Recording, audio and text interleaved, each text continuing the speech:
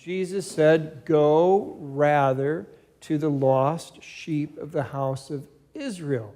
Don't go to the Samaritans. Don't go to the pagans. Not yet.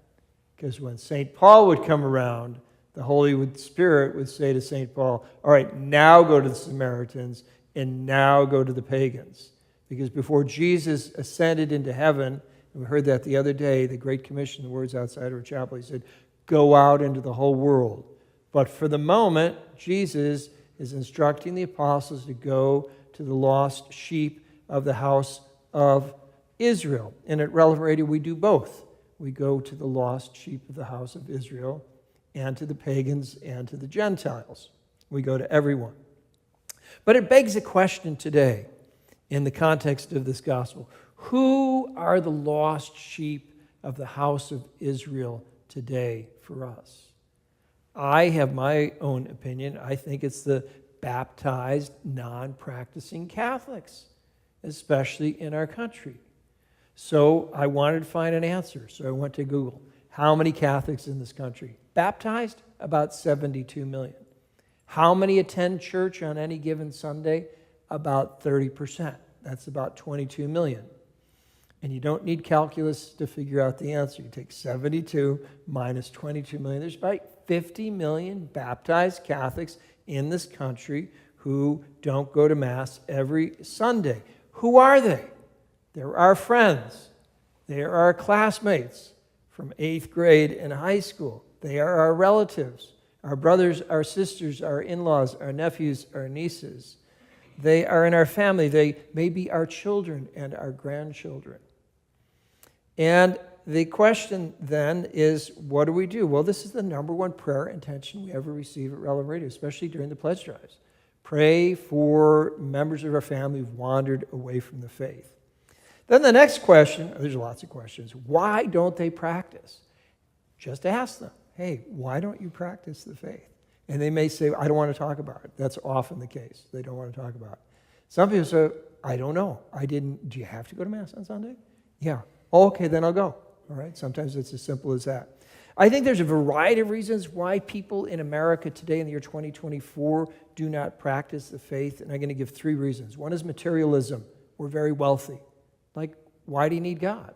Stock market's up 15%. If you own stock in NVIDIA, you're a millionaire. You know, I was down in a very ritzy place in Florida this last year. I met a Protestant minister. He said, what gives you hope in the Catholic Church today? I said, Africa. He said, really, Africa? Yeah, they're practicing faith like crazy. He said, why do they practice faith like crazy in Africa? Because they're poor. They know they need God.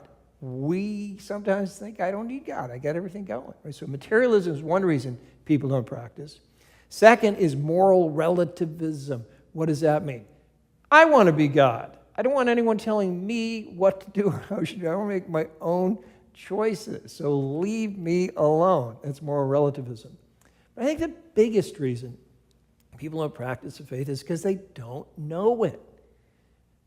Politely speaking, that's called lack of knowledge. We used to call it ignorance, but people get offended if you use the word ignorance. But that's it. When I graduated from 8th grade, from a Catholic school and a good Catholic family, I did not know the 10 Commandments. I certainly didn't know the name of the 12 apostles, but I did know the starting lineup for the Chicago Cubs in 1969 because I watched them every single day. Right? I didn't know the creed. I didn't know any of this stuff. My entire generation, we have not been catechized for a variety of reasons.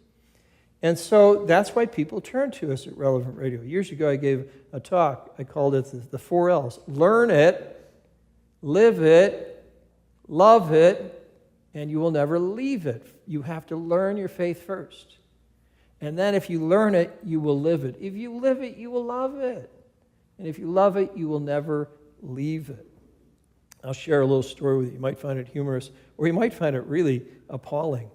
I was 21 years old, a senior in college at Northwestern. I had been a celibate member of Opus Dei already for 4 years, going to Mass every day and going to confession every week and praying the rosary every day, before I discovered that pride was a sin. How about that? It's like the worst sin of all. Somebody had left, probably on purpose, a spiritual reading book open on the chair next to me, and I started reading it. It described pride. And I'm going, oh my goodness. Oh my goodness, all these manifestations. I just didn't know. And if somebody had come up to me and told me that, I probably would have rejected. That's why spiritual reading is so important. That's why what we do on Relevant Radio is so important, because people don't know.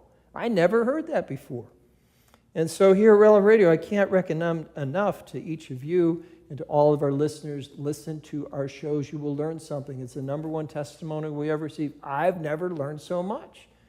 Well, that's great, because you've never listened so much. I never knew those prayers. I never knew that. I never knew that, because ignorance is not bliss. Ignorance is dangerous.